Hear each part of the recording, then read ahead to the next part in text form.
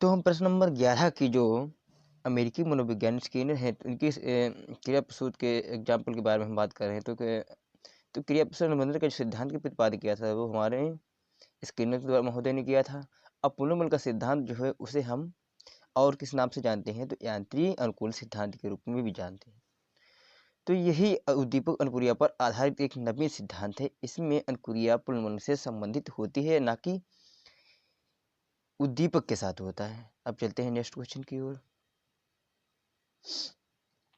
Next question 12, निम्न में से कौन सा अवस्था पूर्ण के संज्ञानात्मक सिद्धांत विकास सिद्धांत का अंग नहीं है? तो वह हमारे प्रतिबिंबात्मक ये नहीं है, बिल्कुल गलत है इनका है ये, लेकिन ये आंसर गलत इसका है। आंत प्रक्रिया प्रज्ञ अवस्था, तो जो हमारे ब्रूनर महोदय हैं तो उनके जो सिद्धांत है तो इन्होंने आंत प्रज्ञ सिद्धांत का प्रतिपादन नहीं किया। बाकी जो तीनों हैं संकेतात्मक अवस्था, क्रियात्मक अवस्था और बिंबात्मक अवस्था, ये तीनों अवस्थाओं का इन्होंने सिद्धांत का प्रतिपादन किया है, लेकिन आत्म प्रज्ञ अवस्था का नहीं किया है। अब चलते हैं इनकी बात कर लेते हैं।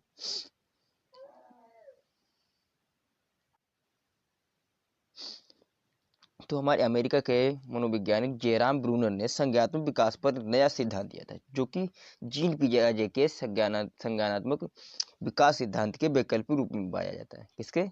जीन पियाजे के संज्ञानात्मक सिद्धांत है उसके वैकल्पिक रूप में पाया जाता है। अब जेराम ब्रूनर ने 3 अवस्थाएं बताई हैं। कौन कौन सी अवस्थाएं बताई हैं? तो एक संज्ञानात्मक प्रतिनिधित्व संक्रियता विधि, नंबर 2 दृश्य प्रतिमान प्रतिनिधित्व दृश्य प्रतिमा विधि, और नंबर 3 प्रतीकात्मक प्रतिनिधित्व सांकेतिक विधि। ये तीनों उन्होंने बताई है, बहुत महत्वपूर्ण, इनको भी ध्यान से समझ लें, क्योंकि जो आपको आगे हो सकता है इनमें से पूछते हैं, तो इसको भी ध्यान रखना है। चलते हैं नेक्स्ट क्वेश्चन की ओर। नेक्स्ट क्वेश्चन ये रहा आपकी स्क्रीन पे कि मॉरिसन ने बोध स्तर के शिक्षक से प्रतिमान के 5 पदों का वर्णन किया है। वे हैं क्या है? तो प्रस्तुतिकरण, 1, 2 खोज, 3 संगठनीय बटे व्यवस्था और 4 आत्मीकरण, तो और 5 वाचन बटे या अभिव्यक्तिकरण। तो इसका जो हमारा आंसर इसका है 1, 1, 4, 3 और 5, यानी 2, 2, 1, 4, 3 और बी यानी 5। तो जो है ना इसका यानी पहला बिल्कुल राइट है, इनका आंसर है कि पहला जो है, दूसरा है जो पहले को अटैच में करता है। कैसा है?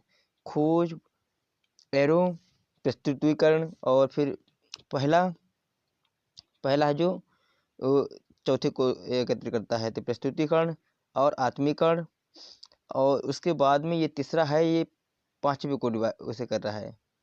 तो ये हमारा हुआ है तीसरा संगठन व्यवस्था बटे संगठन व्यवस्था को एरो, और ये वाचन बटे अभिव्यक्तिकरण।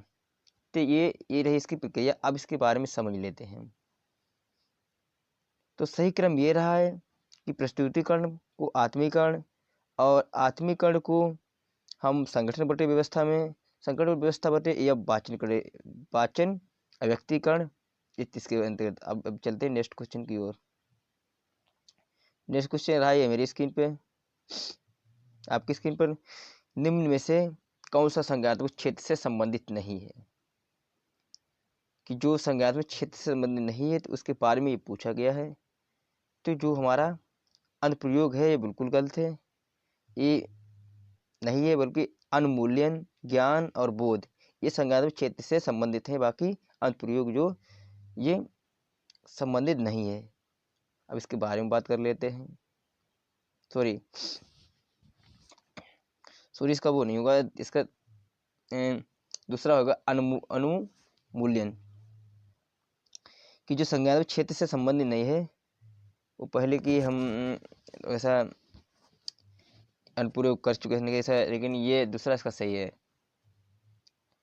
तो दोस्तों इसका यानी जो निम्न में से कौन सा संज्ञानात्मक क्षेत्र से संबंधित नहीं है, तो वो हमारा कौन सा नहीं है, तो जो हमारा है अनुमूलन। तो कौन सा निम्न में से कौन सा संज्ञानात्मक क्षेत्र से संबंधित नहीं थे, तो भूल से दोस्तों हम अनुप्रयोग लगा चुके थे, लेकिन ये दूसरा सही है अनुमूलन। कि जो बाकी जो हैं अनुप्रयोग, ज्ञान और बोध, ये संज्ञान क्षेत्र से संबंधी हैं, लेकिन अनुमूलन जो है वो संज्ञानात्मक क्षेत्र से संबंधित नहीं है। अब इसके बारे में चर्चा करते हैं। अनुप्रयोग, ज्ञान तथा बोध संज्ञानात्मक क्षेत्र से संबंधित, जबकि अनुमूलन भावात्मक क्षेत्र से संबंधित। किससे हैं? भावनात्मक क्षेत्र से संबंधित हैं, लेकिन संज्ञानात्मक क्षेत्र से संबंधित नहीं है। अब नेक्स्ट क्वेश्चन की ओर हम चलते हैं। नेक्स्ट क्वेश्चन हमारा रहा, ये आपको डिस्प्ले पे है। निम्न में से कौन सा अधिगम एक वक्र नहीं है, तो क्या है? तो मिश्रित, नतोदर, उन्नतोदर या लंबवत। तो लंबवत नहीं है ये। चौथा इसका बिल्कुल गलत है। जो अधिगम वक्र है वो मिश्रित, नतोदर, उन्नतोदर यानी उत्तल, ये तीनों अधिगम का वक्र है, लेकिन लंबवत जो है वो अधिगम का वक्र नहीं है। अब इसके बारे में हम चर्चा करते हैं। वुडवर्थ के अनुसार अधिगम या सीखना नवीन ज्ञान व नवीन प्रक्रियाओं को प्राप्त करने की प्रक्रिया है। किसकी प्रक्रिया है? नवीन ज्ञान प्राप्त करने की प्रक्रिया है, जो कि अधिगम की गति के प्रक्रिया को एक निश्चित पैटर्न के रूप में व्यवस्थित किया जा सकता है। अधिगम प्रक्रिया को निश्चित पैटर्न के रूप में व्यवस्थित करने को अधिगम वक्र कहते हैं। अब पॉइंट 3, अधिगम वक्र के 4 प्रकार। कौन से प्रकार 4 होते हैं? तो एक सरलरेखी वक्र, उन्नतोदर वक्र, नतोदर वक्र और तथा मिश्रित अधिगम वक्र, और लंबवत अधिगम का वक्र नहीं है। अब नेक्स्ट क्वेश्चन की ओर हम चलते हैं।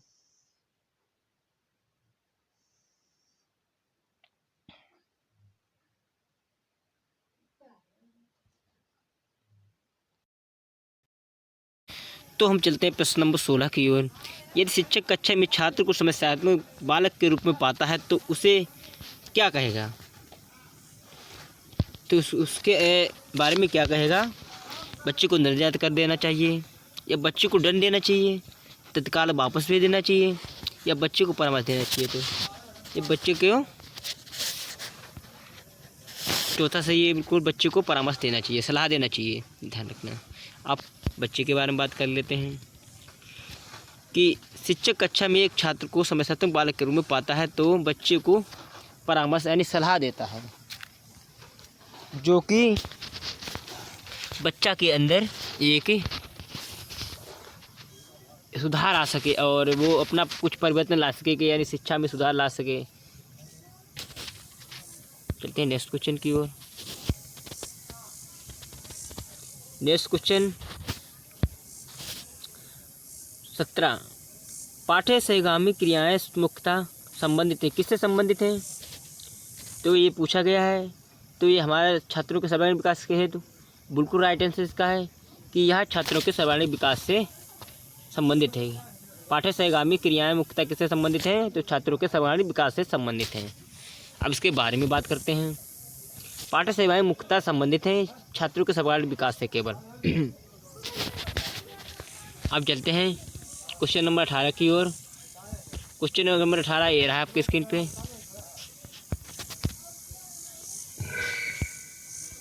क्वेश्चन नंबर 18, निम्न में से किसने अधिगम सिद्धांत का प्रतिपादन नहीं किया है? स्किनर ने, कोहलर ने, थॉर्नडाइक ने या बीएस ब्लूम ने? तो ये हमारे बीएस ब्लूम ने किया है। ये बिल्कुल राइट आंसर इसका है। अब चलते हैं नेक्स्ट इसके बारे में। ब्लूम ने अधिगम सिद्धांत का प्रतिपादन नहीं किया है। बेंजामिन ब्लूम के नेतृत्व में कॉलेजों की एक समिति ने शैक्षिक गतिविधियों के 3 डोमेन की पहचान की है। एक संज्ञानात्मक, जो मानसिक कौशल ज्ञान होता है। नंबर 2 भावनात्मक, भावनाओं या भावात्मक क्षेत्रों में विकास मनोवृत्ति। 3 साइकोमोटर मैनुअल या शारीरिक कौशल। चलिए नेक्स्ट क्वेश्चन की ओर।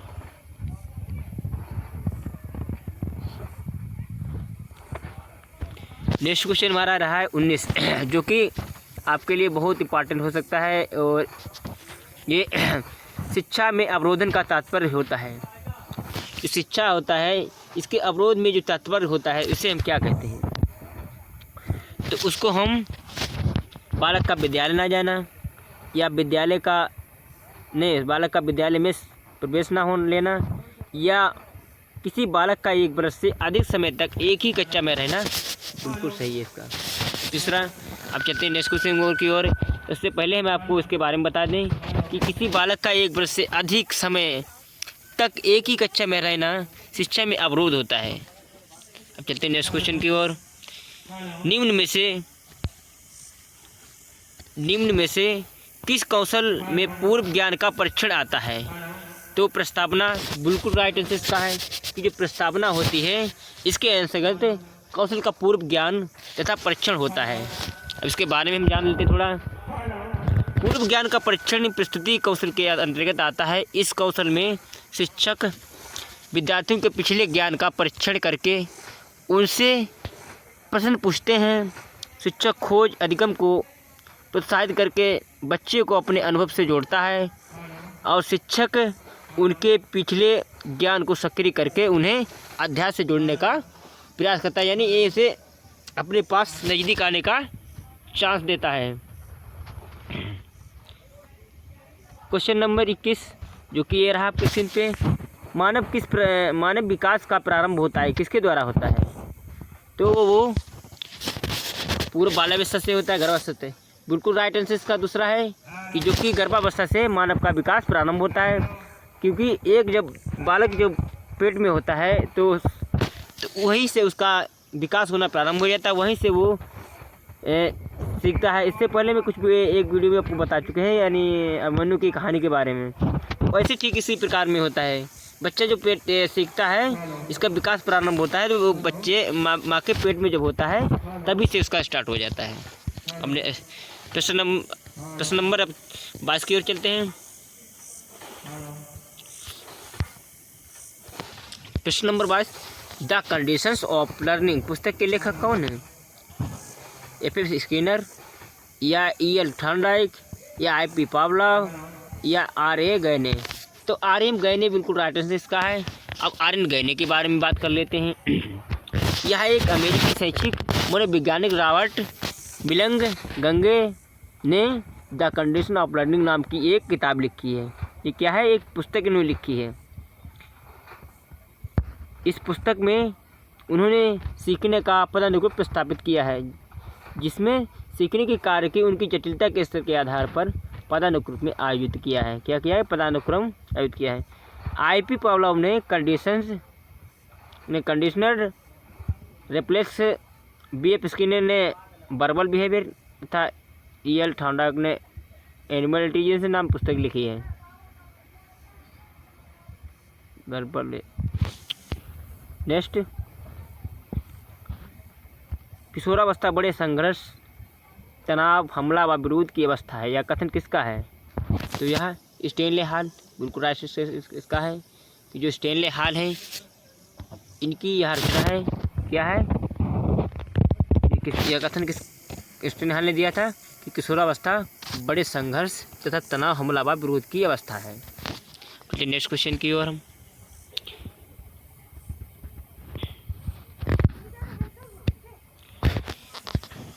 सूक्ष्म शिक्षण के भारतीय प्रतिमान में कुल कितना समय लगता है? तो सूक्ष्म शिक्षण के भारतीय प्रतिमान में कुल कितना समय लगता है? तो वो 40 मिनट, 36 मिनट बिल्कुल राइट इसका है। 36 मिनट लगता है। भारतीय प्रतिमान में कुल कितना समय लगता है सूक्ष्म शिक्षण के? तो वो 36 मिनट लगता है। अब इसके बारे में बात कर लेते हैं। सूक्ष्म शिक्षण को इस तरह परिभाषित किया जाता है कि जहाँ इस कक्षा के समय आकार में छोटा किया जाता है, वहीं एक विशिष्ट शिक्षण पर ध्यान केंद्रित किया जाता है। सूक्ष्म शिक्षण के भारतीय मॉडल में NCERT द्वारा विकसित सूक्ष्म शिक्षण की अवधि नियमानुसार है। शिक्षण 6 मिनट प्रतिपुष्टि, 6 मिनट पुनः पुष्टि योजना, 12 मिनट पुनः शिक्षण, 6 मिनट पुनः प्रतिपुष्टि, 6 मिनट तथा संपूर्ण 36 मिनट। अब इसके बारे में बात कर लेते हैं आगे चल के क्वेश्चन। प्रश्न नंबर 25, सीखने का पठा सीखने की प्रक्रिया के मुख्य अभिलक्षण है जो उस स्थिति को प्रकट करते हैं जिसमें सीखने की प्रक्रिया में कोई उन्नति नहीं होती। यह कथन किसका है? तो यह कथन लिंगार्थ, ग्रेटर्स पर आवा अन्य, स्किनर या रास। तो रास की है बिल्कुल राइट आंसर इसका है। सीखने का रास ने यह कहा था कि सीखने का पठा सीखने की प्रक्रिया के मुख्य अभिलक्षण हैं जो कि स्थिति को प्रकट करते हैं तथा जिसमें सीखने की प्रक्रिया में कोई उन्नति नहीं होती है। अब इसके बारे में बात कर लेते हैं। रास के अनुसार सीखने का पठा सीखने की प्रक्रिया के अभिलक्षण है जो उसे प्रकट करने के कहते हैं सीखने की प्रक्रिया में उन्नति है।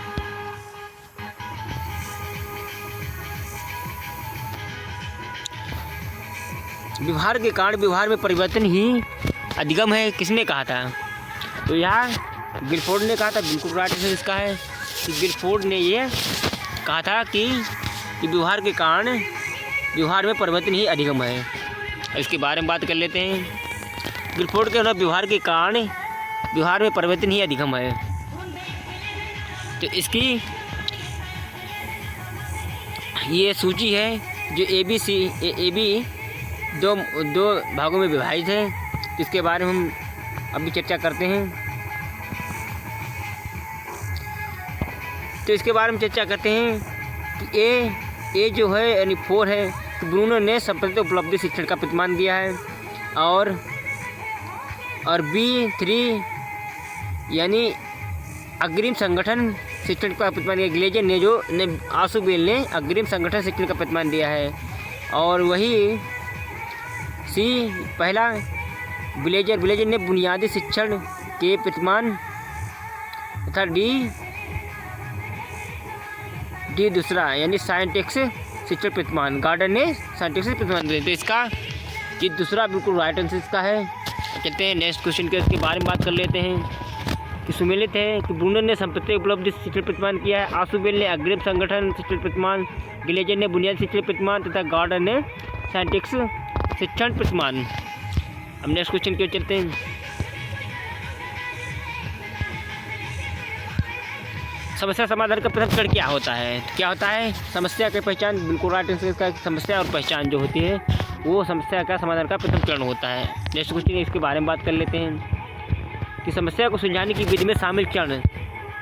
समस्या की पहचान, आंकड़ों की संचय, परिकल्पना का तैयार करना, परिकल्पना का परीक्षण करना, सामान्यीकरण, तो विकल्प। हम नेक्स्ट क्वेश्चन की ओर चलते हैं। बालकों का अधिगम सर्वाधिक प्रभावशाली होगा तो क्या होगा? तो वह बालकों संज्ञानात्मक, भावात्मक तथा मनोरंजनात्मक बच्चों का विकास। तो इनका बिल्कुल राइट आंसर पहला है। अब चलते हैं नेक्स्ट क्वेश्चन की ओर। ये रहा आपके स्क्रीन पे आखिरी क्वेश्चन जो है जो कि आप स्मृति स्तर में बोध स्तर के शिक्षण प्रतिमान के संरचना में कौन सा सोपान वहनिष्ठ है? तो वह कौन सा है? तो वह अन्वेषण या सामान्यीकरण या तैयारी या प्रस्तुतिकरण। तो यह बिल्कुल राइट आंसर का जो प्रस्तुतिकरण है ये वहनिष्ठ होता है। अब इसके बारे में बात कर लेते हैं। स्मृति एवं बोध स्तर के शिक्षण प्रतिमान की प्रस्तुतिकरण सोपान वरिष्ठ है। अगर हमारा वीडियो आप लोगों को अच्छा लगे तो हमारे वीडियो को लाइक करें, शेयर करें तथा हमारे चैनल को सब्सक्राइब करें तथा बेल आइकन दबाना ना भूलें, क्योंकि हमारा आपका वीडियो आप लोगों तक नया अपलोड करें जो आप लोगों तक पहुंच सके।